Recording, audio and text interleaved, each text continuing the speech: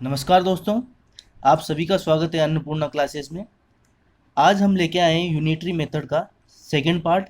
First part में हमने कुछ उसके बेसिक कंसेप्ट देखे थे जो कि डायरेक्ट प्रोपोर्शनल और इन्वर्सली प्रोपोर्शनल से संबंधित थे। अगर आपने वो नहीं देखा है तो प्लीज़ उसे एक बार जाके देखिए, तभी इस वीडियो को देखिएगा। तो ठीक है, हमने वहाँ डायरेक्ट प्रोपोर्शनल और इनडायरेक्ट प्रोपोर्शनल दोनों के क्वेश्चन किए थे। तो आज हम उसी कड़ी में इनडायरेक्टली प्रोपोर्शनल के कुछ क्वेश्चंस और करते हैं।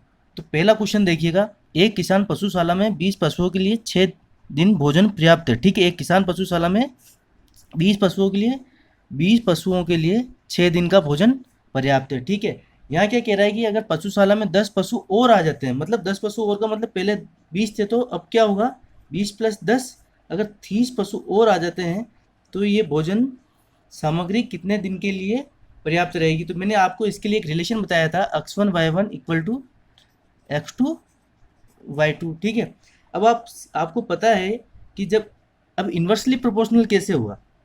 एक चीज़ देखिएगा, 20 पशुओं के लिए वो सामग्री 6 दिन चल रही थी, तो जब हम पशु बढ़ा देंगे तो यहाँ कमी होगी ना। ठीक है, तो इसलिए ये इन्वर्सली प्रोपोर्शनल हुआ।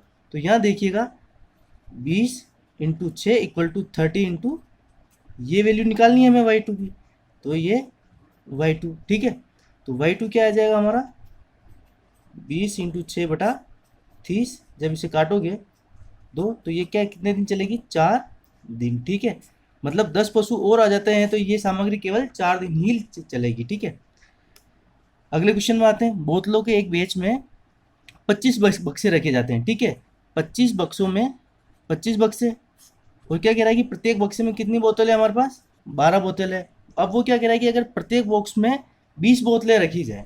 ठीक है, अब वो क्या कह रहा है कि यहाँ 12 की जगह अगर 20 बोतलें रखी जाए तो कितने बक्से, हमें ये पूछा है। तो ठीक है, रिलेशन तो वही रहेगा ना, वही, ये x1 हो गया, ये y1, ये x2 और ये y2, हमें ये निकालना है। तो x1 y1 equal to x2 y2। यहाँ क्या दे रखा है, 25 × 12, और ये क्या है x2 हमें निकालना है, x2 इंटू 20। ठीक है, जब ये इधर चल जाएगा x2 तो ये क्या आएगा 20, काटेंगे 5, 4 4 से कटेगा 3, तो x2 की वैल्यू क्या आ जाएगी हमारे पास, टोटल 15। मतलब जब एक बक्से में 12 बोतल रख रहे थे तो संख्या कितनी थी, 25। अब जब इसकी संख्या बढ़ा दी हमने, 20 कर दी, तो ये कितने हो जाएंगे, बक्से टोटल 15 ही बनेंगे। ठीक है, आगे चलते हैं नेक्स्ट क्वेश्चन पर। यहाँ देखिएगा, किसी स्कूल में 45 मिनट अवधि के 8 कालांश है। ठीक है, तो बराबर अवधि के 9 कालांश के लिए कितना समय लगेगा। अब वो क्या कह रहा है कि 45 मिनट के 8 कालांश है, अगर हम कालांश की संख्या 9 कर दे तो वो कितने, प्रत्येक जो कालांश होगा वो कितने मिनट का होगा, यही पूछा है ना। तो ठीक है, 45 × 8 इक्वल टू, ये हमें निकालना है तो यहाँ कुछ भी कर रख लीजिए, x इंटू 9। ठीक है, तो जब ये वैल्यू निकालेंगे तो 45 × 8/9, जब इसे काटेंगे तो 5, कितना आया, 40। ठीक है, जब 8 मिनट का था तो कालांश कितना था, 45 मिनट का, और जब हमने कालांश बढ़ा दिए 9 कर दिए तो कितने होंगे, 40 मिनट।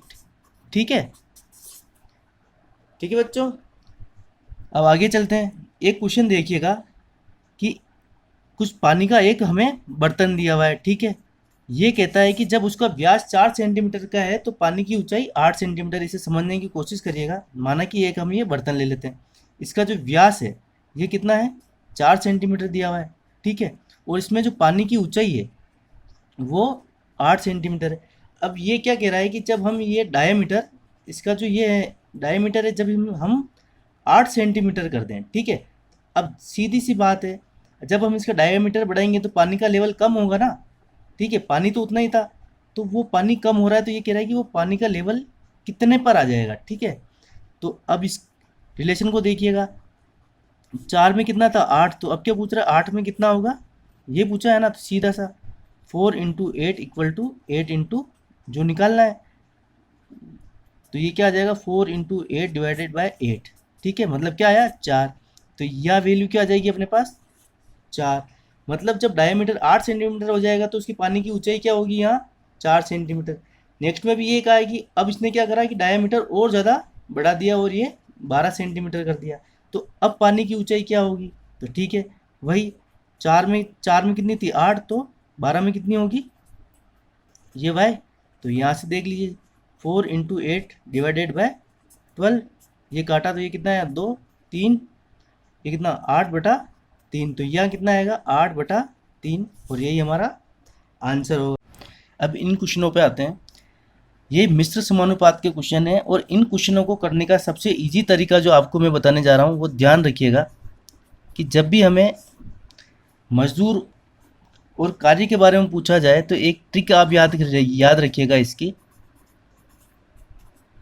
MDHW। यहाँ M से मतलब क्या है मेन, D से डे, H से हावर, W से वर्क, और मेन से या वापस वही है। अब इन तरह के क्वेश्चनों में क्या होगा, आपसे कोई भी या तो 2 या 3 चीज़ इधर दे देगा और इधर 2 चीज़ देगा, और इधर से आपको तीसरी चीज़ पूछ लेगा। अब जैसे इस क्वेश्चन में देखिएगा, आदमी किसी काम को 16 दिन में कर सकते हैं, ठीक है, 9 आदमी। तो यहाँ मेन हमें क्या दे रखा है 9, और डे कितना दे रखा है 16, ठीक है। अगली कंडीशन देखिए, तो 18 आदमी, ठीक है। अब इधर कितना दिया हमें 18, तो उसी काम को कितने दिन में करेंगे, और यह हमसे डे की कंडीशन पूछ ली है, ठीक है। तो इसको इक्वल में रख लीजिए डायरेक्ट, 9 × 16 = 18 इंटू हमें क्या पूछा है डे। तो ठीक है, जब आप इधर से सोल्व करेंगे तो ये क्या आ जाएगा 8 दिन, ठीक है। तो यही इसका आंसर होगा। लेकिन अब हमें अगर इसमें घंटे और ऐड कर दिए होते, ठीक है, मान लो अगर क्वेश्चन ये होता है कि 9 आदमी 16 दिन काम करते हैं, और साथ में घंटे भी ऐड कर देते हैं कि 4 घंटे प्रतिदिन काम करते हैं, ठीक है।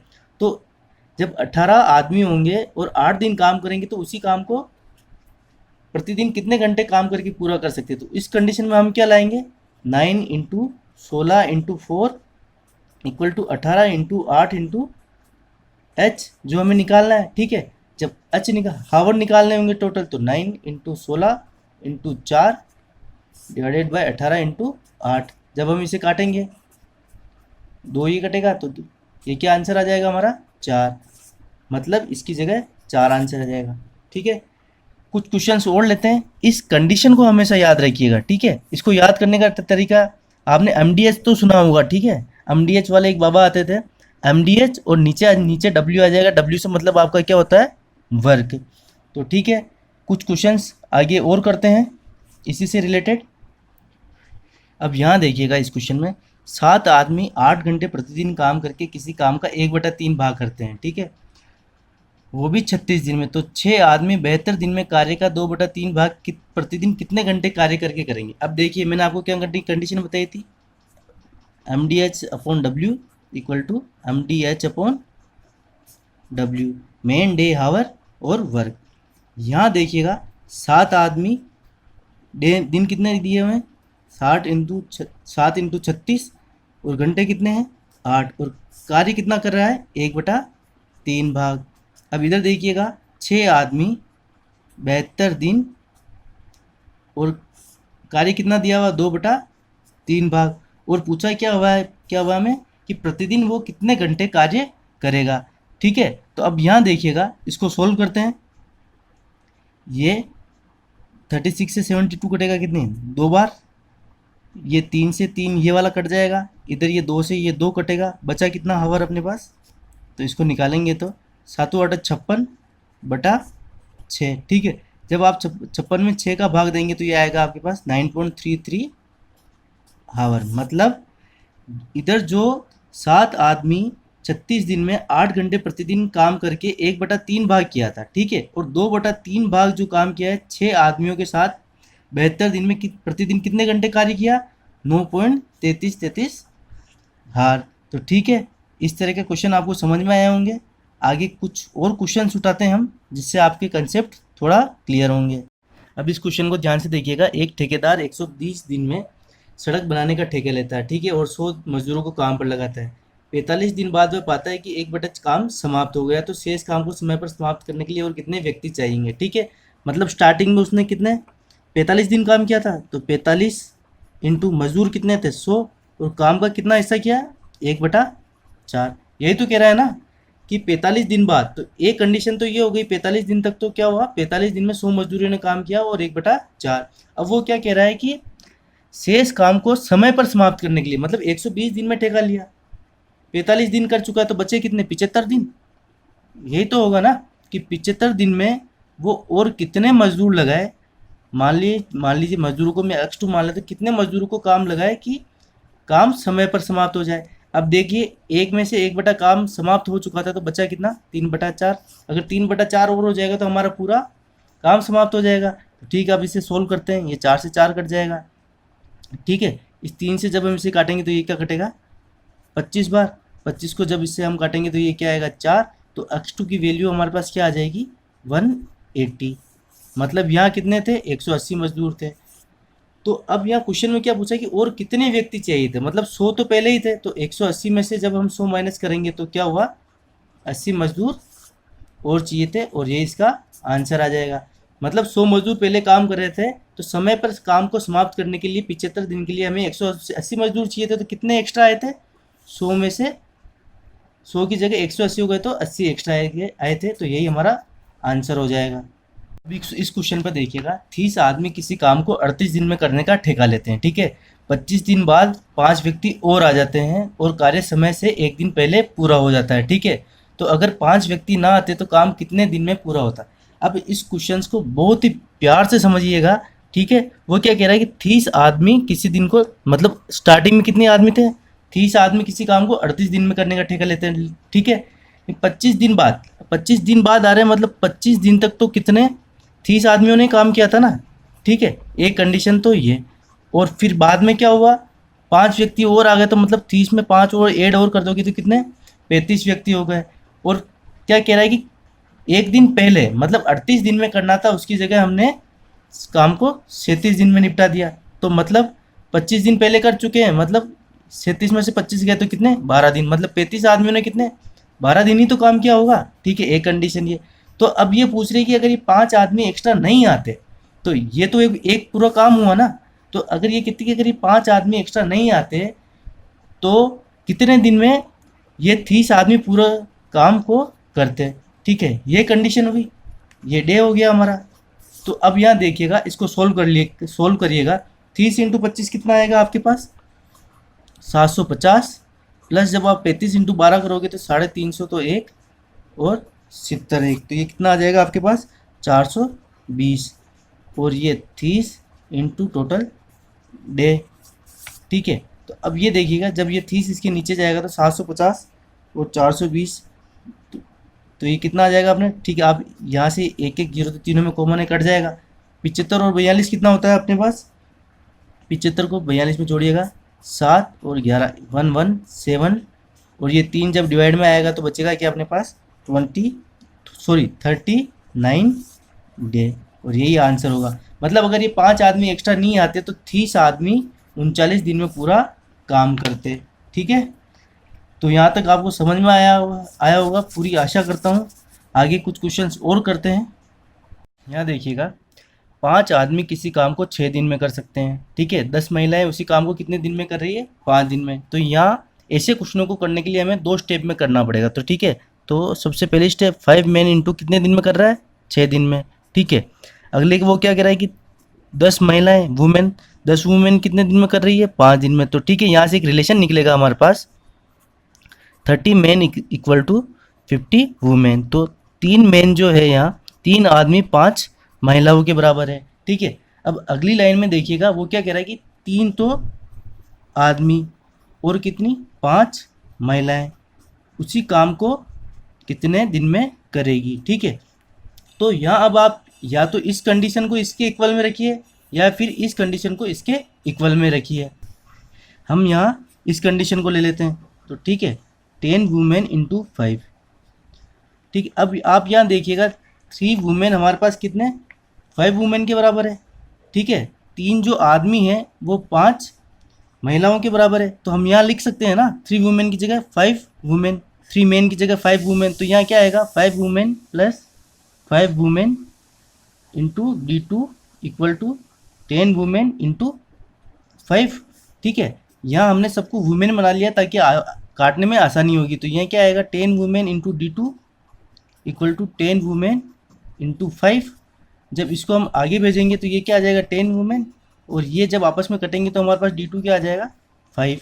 मतलब 5 डे, और यही हमारा आंसर हो जाएगा। ठीक है, आगे चलते हैं। अब इस क्वेश्चन में देखिएगा, 12 आदमी, ठीक है, और 18 महिला किसी काम को कितने दिन में कर रही है? 10 दिन में। ठीक है, और इधर देखिएगा, 9 आदमी, 9 मैन प्लस 18 वुमेन कितने दिन में कर रही है? 12 दिन में। ठीक है, तो यहाँ इस कंडीशन को आप देखिएगा, 120 man plus 180 women equal to 12 number की 108 मैन प्लस 12 को जब आप 18 से मल्टीप्लाई करेंगे तो ये आएगा आपके 216 वुमेन। ठीक है, इसको जब आगे सोल्व करेंगे आप तो आपकी ये रिलेशन बनेगा 12 मैन, ये इधर आएगा तो 120 में से 108 जाएगा तो, ठीक है, और ये जब इधर जाएगा तो ये क्या आएगा? 36 वुमेन। मतलब आपके एक जो मैन है वो 3 वुमेन के इक्वल में है। ठीक है, यह हमारी कंडीशन 1 आ गई। अब आगे देखिएगा, आगे क्या कह रहा है कि तो 2 आदमी 3 महिलाएं उसी काम को कितने दिन में करेंगे? ठीक है, क्या पूछा उसने हमें? 2 आदमी और 3 महिला उसी काम को कितने दिन में करेगी? ठीक है, अब इसमें क्या होगा कि हमें या तो ये कंडीशन या फिर ये कंडीशन इसके इक्वल में रखनी होगी। हम क्या करते हैं, ये वाली कंडीशन इसके इक्वल में रख के देखते हैं। ठीक है, इसको नीचे लिख देते हैं थोड़ा, 2 man plus 3 women into D2 equal में 12 मैन प्लस 18 वुमेन इंटू 10। ठीक है, अब इसको जब आगे आप सोल्व करेंगे, सोल्व करने से पहले देखिए, एक मैन हमारे पास क्या 3 वुमेन के बराबर है। ठीक है, तो हम यहाँ लिख सकते हैं ना 2 वुमेन प्लस 1 मैन, ठीक है, इंटू D2, और यहाँ क्या लिख सकते हैं, 12 मैन दे रखा है। ठीक है, तो 12 मैन को तो हम ऐसा ही लिखेंगे, और क्या है 18 वुमेन, 18 वुमेन को हम कितना लिख सकते हैं, 6 वुमेन 6 मैन, यही होगा ना। ठीक है, जब 1 3 के बराबर तो 18 6 के 6 आदमियों के बराबर होगा। जब इसे हम आगे सोल्व करेंगे तो ये क्या आएगा हमारे पास, D2 12 और 6 18, 18 man into 10 divided by 3 man, man से मैन कटेगा, ये कितना आएगा 6, और ये क्या आ जाएगा यहाँ 60 डे, और यही हमारा आंसर हो जाएगा। ठीक है, तो ऐसे क्वेश्चनों को आप हमेशा 2 स्टेप में सोल्व करिएगा। सबसे पहले जो हमें कंडीशन दे रखी है उससे मैन वो वुमेन का हम रिलेशन निकालेंगे, फिर जो हमें निकालना उसके आगे चाहे आप इसको रखो चाहे इसको रखो, आपका आंसर निकलेगा। ठीक है, आपको सबको या तो मेन में कन्वर्ट कर लो यहाँ, या वुमेन में कन्वर्ट कर लो, ताकि आपके इससे काटने में आसानी होगी। अब इस चैप्टर में वर्किंग कैपेसिटी से लेके हमारे पास लास्ट टाइप के क्वेश्चन हैं, इन्हें भी हम देख लेते हैं। इन्हें देखने से पहले आप एक रिलेशन समझिएगा जो वर्किंग कैपेसिटी होती है। ठीक है, वर्किंग कैपेसिटी मतलब हिंदी में हम बोले तो कार्य क्षमता। ये जो आपके टाइम होता है ना, इसके इन्वर्सली प्रोपोर्शनल होती है। मतलब जिसकी कैपेसिटी होगी ज़्यादा वो काम करेगा जल्दी, और जिसकी कैपेसिटी होगी कम वो काम करेगा लेट। अब आप यहाँ देखना, यहाँ हमें क्या दे रखा है, ए की कार्य क्षमता बी की कार्य क्षमता से 60% अधिक है। मान लीजिए यहाँ क्या कह रहा है, ए की कार्य क्षमता बी की कार्य क्षमता से 60% अधिक है, तो मतलब ए की हम मान लेते हैं 160 है, तो बी की कितनी होगी, 100 ही होगी ना। ये हमारे पास हो गई वर्किंग कैपेसिटी।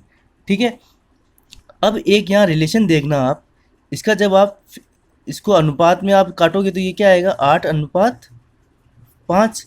अगर अब हमें इसके डे निकालने हैं, ठीक है, कि ये काम में कितने दिन लेते हैं, तो आप इसका इन्वर्स कर देना। ठीक है, 5 और 8, मतलब ए की वर्किंग कैपेसिटी तो है 8 और वो काम कितना करता है 5 दिन में। बी की जो वर्किंग कैपेसिटी है वो कितनी 5 और ये काम करता है 8 दिन में। मतलब जिसकी कैपेसिटी ज़्यादा वो काम में लेगा कम दिन।